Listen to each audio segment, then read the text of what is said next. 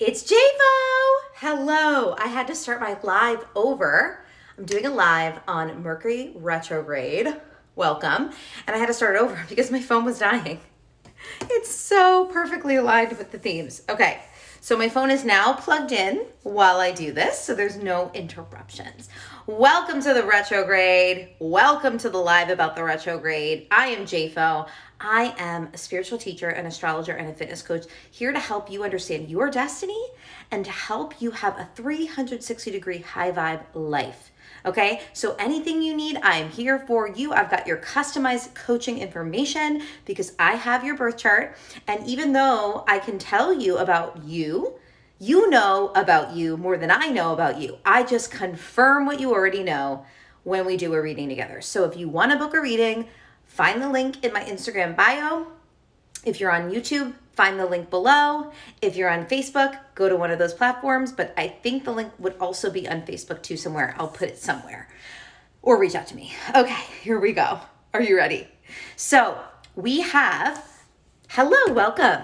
So we have 3 retrogrades every single year, and every time we have a Mercury retrograde, and let me just make it very clear, all planets will retrograde, okay? Not like the sun and the moon, but most planets will retrograde, and a lot of times we have so many planets retrograding, but we don't talk about that because they're slower and they're farther away. Mercury is close to Earth. It affects us the most, and it's kind of like this really important moment in our lives because what we do, this dance we do throughout the year is we're 8 weeks on, 8 weeks off, 8 weeks on, 8 weeks off. That's the dance we do. That's the rhythm we do with Mercury retrograde. So if you follow the Mercury retrogrades, you're really going to find this really beautiful rhythm in your life of reflecting in, going out, reflecting in, going out. Okay? But that doesn't mean you're not going to take action during a Mercury retrograde. It just is an awareness and an understanding of what's going on so that you don't go crazy. You understand that we're in the retrograde, okay? So I'm going to talk dates. Before I go into dates, I just want to give you a basic understanding of what Mercury retrograde is. So all it is the planet Mercury slows down, okay? It doesn't actually go backwards, but from an astrological standpoint, we see it as such. Now, with astrology gets a really bad rap because a lot of people want to idolize astrology. They want to idolize this idea that this tool can tell us what's going to happen or how things are going to happen for us, right? And I always hate that. That's why I don't do horoscopes, because I believe that you are in control of your reality through your thoughts and your emotions, through your vibration. You are creating your reality, okay? So what does astrology do? It just helps confirm the themes of your destiny and your life story, and it helps confirm the themes of your relationships and the time of now. Because you can take the energy of now and put it in your chart, and you can take the energy of someone else and put it in your chart, okay? So just understand that we do not idolize astrology. Astrology is 1000% neutral. It's a neutral system.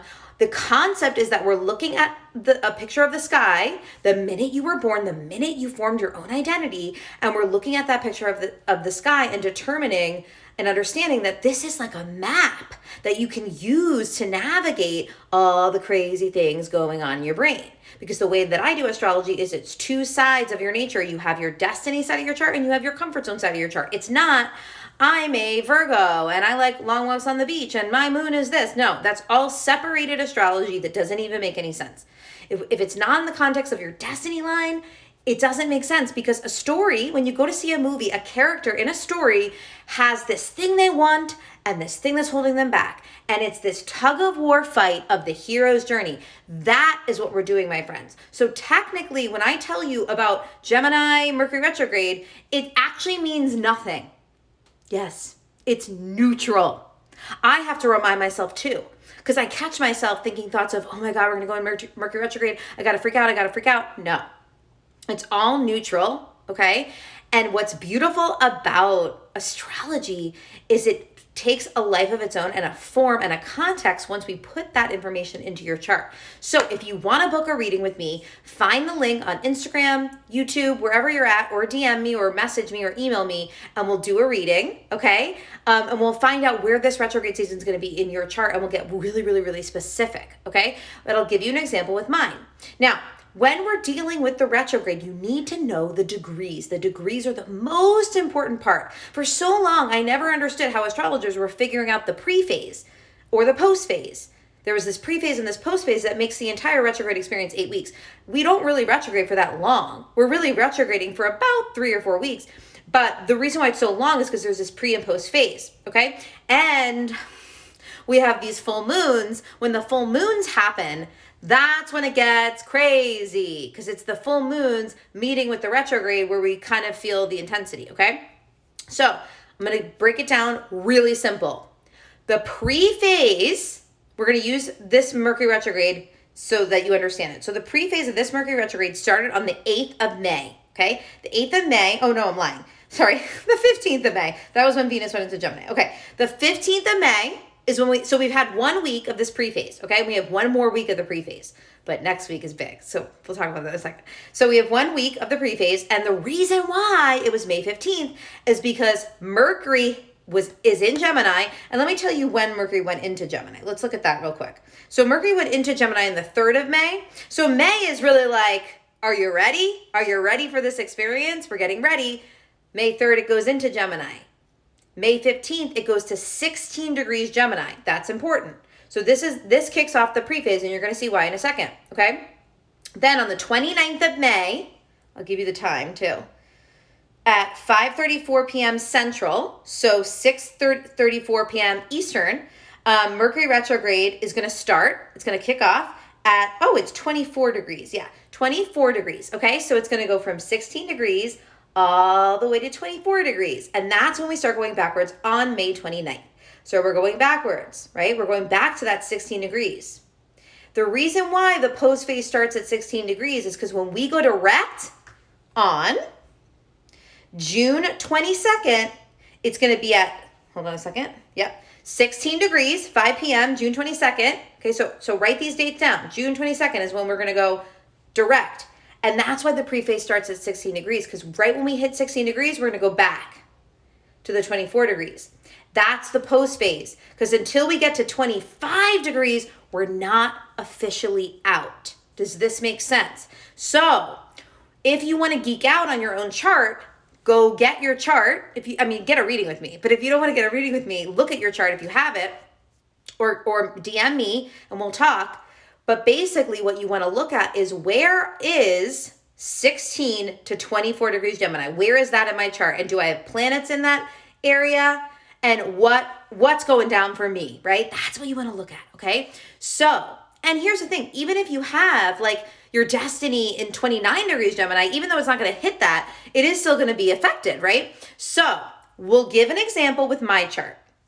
My descendant angle. So you always heard of the rising sign. The rising sign is, how we are with ourself, right? That kicks off the first house of a chart. So that kind of like, a lot of people talk about the rising sign because it really is like that first initial house cusp. But the very opposing house cusp, the 7th house cusp, the descendant line, is just as important. It's the opposing of the rising sign, okay? So how we are with ourselves, how we are with others. So my descendant is 19 degrees. I don't make this up. 19 degrees. I don't have any planets there, but I am a Sagittarius, which is the opposite of Gemini. Okay, so here's my 19 degrees of my relationship angle. So my pre-phase is starting in my work house. It is happening. I am working up a storm, okay? So it's going to go past my relationship angle to 24 degrees Gemini in my relationship house, and then it's going to go back into my work house. And so my whole Gemini retrograde experience is about this, these Gemini themes of communication and marketing and selling and your mindset, right? All of that, and the curiosity, being very curious, being very schmoozy, right? Communication, all of that energy for me is happening in my relationship house and my work house. Okay. So I know, like, when I'm going to plan what I'm doing, I can plan it based on what's happening. It's so beautiful when you know where it is in your chart. Just because you don't, like, if you don't know, and I'll say this is so important. There are a lot of people out there that know their chart so well that are neurotically in negative vibrations because they're thinking really negative thoughts about the astrology. There's people out there that know nothing about their astrology and they're in joy. So it's not about the astrology. The astrology, my friends, is totally neutral. Anything that is positive or negative in our world reality, our collective or our personal reality, is because you are thinking certain thoughts that are producing certain emotions that are creating a vibration of a negative thought or emotion. Now, sometimes we want to feel negative emotion. We don't want to, like, if someone dies, we don't want to be like, hello, mother. If someone dies, we don't want to be like, yay, they died. Like, we're going to be sad, right? So sometimes things happen where we're going to have a negative emotion and we don't want to stop the negative emotion. We want to feel the negative emotion. So when you're in the Mercury retrograde season, you really want to feel your feelings when things come up. Now that my mother's on, she's going to remind me this when I'm in my Mercury retrograde season. Okay, so let's talk about dates. So now that we know how the pre and post phase works, and I'm going to make this an IGTV, so if you can't catch the whole thing now, you can watch it once I post it. Okay, so now that we know that, let's talk about why this one is so powerful. So the planet Mercury is ruled by Virgo and Gemini. So whenever Mercury retrograde is in Virgo or Gemini, it's more heightened, okay? I truly believe that Mercury is way more Gemini than Virgo when I really think about the themes and traits of Gemini, because it rules communication. So everyone always talks about how there's miscommunication. So just know there's going to be a shit ton of miscommunication because it's going to be in Gemini, okay? But what's even crazier is we are learning Gemini right now. So you've got Mercury being in Gemini, which is this home sign. You've got Mercury being in Gemini when our destiny has been in Gemini since May of last year. So an entire year, we've had our destiny in Gemini, and we have Gemini destiny the whole rest of the year, which means our comfort zone is Sagittarius. So our comfort zone of Sagittarius is going to be opposing this Mercury retrograde. What is going to happen? Truth. I want to speak my truth without no filter versus how do I communicate gracefully with a filter?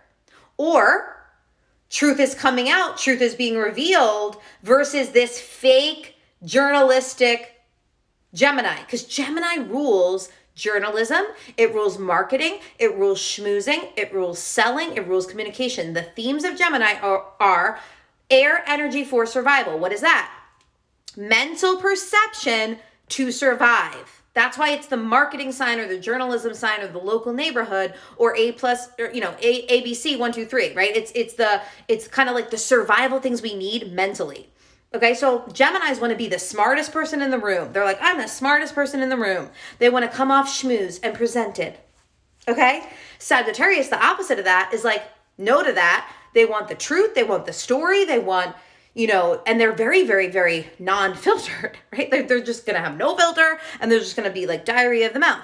So know that a lot of that's going to be happening, this push-pull of how we communicate with others and, truth being revealed in some way, whether that's in your personal life or in a collective level, okay? Now, the reason why I'm saying truth being revealed collectively or personally is because next week, this is the other reason why this Mercury retrograde. So let's review it. These are all the reasons why this Mercury retrograde is like the craziest Mercury retrograde of all Mercury retrogrades. One, it's in the ruling sign, Gemini, okay? So we're going to mentally think we're going crazy. Two, and by the way, you can think positive thoughts. You can think it's going to be great, right? That's what I'm doing. I'm trying to get myself prepared with positive thoughts. Okay, so one, it's in the ruling sign. Two, it's in our collective destiny sign right now. So these are the two reasons why it's so powerful. But the third reason why it's so powerful, my friends, is because our first lunar eclipse and our first solar eclipse of the year is in these signs as well. Let's discuss. So next week, we're still in the pre-phase. We don't go retrograde until the 29th. But on the 26th of May, we have our full moon lunar eclipse in Sagittarius, 5 degrees, okay? So 5 degrees Sagittarius, lunar eclipse opposing Mercury. And that's also our destiny line right now. It's such a big time, guys. This is such a big time. So you want to think of it as from now till July 8th. Who am I going to be on July 8th? Who do I want to be on July 8th? This is what you want to think. because this is the zone. Okay, because we don't actually get out of the shadow phase until July 8th. And once we get to July 8th, on July 9th, we're going to have a new moon. So like July 9th is like a whole new you, but you got to get through this retrograde season to get there. Okay, so again, for me in my chart, like I said before, it's in my career house, or not my career house, my work house, and my relationship house, okay? So I could think thoughts of like, how can I sell in my work house? And how can I communicate amazingly and meet my soulmate? Like I can just think these beautiful thoughts about those houses and about what it's gonna be doing in my chart, but also recognizing and having compassion that if something gets crazy, I know it's just bringing me into this reflection mode of these themes, okay? Now, let's go back. Let's talk about what's going to happen in this retrograde. So we're going to go backwards on the 29th. Remember, with retrogrades, you just put the letters R-E in front of everything. Reroute, refocus, redo. If you have to redo something, that's why, right? You have to reroute yourself when you're driving. Sometimes it's so literal, guys. Sometimes it's like, oh, I had to take a different way to work. Like sometimes it's so literal, these Mercury retrogrades, okay? So 29th, we go backwards. We're going to have a last quarter moon in Pisces, which is interesting, on the 2nd of June because Jupiter is in Pisces right now. So that's a kind of interesting thing. But last quarter moons always give that energy of like, oh, it's the end, right? So just know that next week is this peak experience of we're going to go backwards. The lunar eclipse, full moon, and like this whole, destiny line and this crazy thing. And then we're going to go backwards in a week where we're in this last quarter moon. Okay, so that week might feel kind of like a dyingness, right? Okay, but then on the 10th of June is when, and these are dates that are super important to put down because the 10th of June is when we're going to have our new moon solar eclipse in Gemini at 19 degrees. Okay, and remember, we're going backwards from degree 24 to degree 16. Okay, so by that point, it could be even almost lining up with that new moon solar eclipse. So the June 10th is a huge day. It's like a day of how do I want to redo the way that I communicate? How do I want to redo the way I market and the way I sell? How do I want to redo the way that I deal with my mind, right? The way that I deal with deciding on things based on my heart versus my thoughts. Because Gemini is all about separating the logic from the heart space and doing heart tasks and doing logic tasks separately, okay? It's a splitting of the minds, right? So we have to understand that on June 10th, this is a great day of like a new start, okay? But it is still in the retrograde. Just know that. Okay, so Mercury's going to go direct. Oh, and that's so interesting. So Jupiter is going to go retrograde 2 days before Mercury goes direct, which is kind of crazy. We'll see how that happens. That's on the 20th of June. But the 22nd of June is when Mercury is going to go direct, okay? And then we're going to have a full moon on the 24th. And that full moon is going to be in Capricorn, and Pluto's in Capricorn. So I am telling you, my friend, and then Neptune is going to go retrograde on the 25th.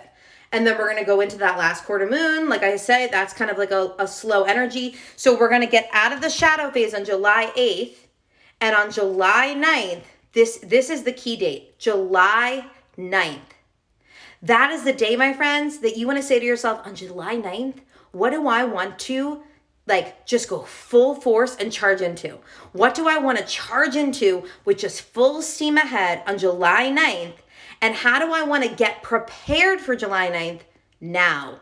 Why? Because now is the retrograde season. Now is the messiness of going backwards and figuring out if we did something right or not. And it's all going to be around this theme of communication. Now, as you know, like I mentioned, for me, it's in my relationship house and my work house. So my communication is really going to be about partnership communication, work communication. But for you, it could be communication, my mom's birthday. Oh, your mom's birthday? That's so fun. It could be communication in your Pisces house, and then that's more of like a dreamy communication, right? It could be communication at the top of your chart, your career house. It's all about career, or maybe it's communication in the home, all about the home. So you need to know where Gemini is in your chart, and if you want support with that, you can message me or click the link in my bio to do a reading, and we'll talk more about it. So that's pretty much the summary of what I wanted to say, but I just wanted you guys to know that this year, all 3 Mercury retrogrades are in air signs.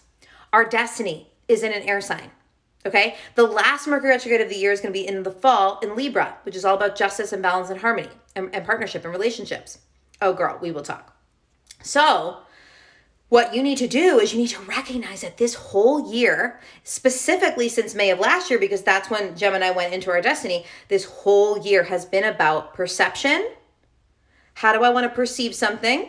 Am I perceiving the truth? Am I perceiving a lie? Am I telling myself a lie? Am I living in a lie? Am I living in the truth, right? It's all about truth and lies right now in our personal life and collectively, okay? There's so much perception noise of like information, there's so much information, what do I do? And you're going to feel way more information. It's going to be like information overload until July 9th, right? Okay? So, understand that all of these Mercury retrogrades are testing our thoughts. They're testing that mindset piece.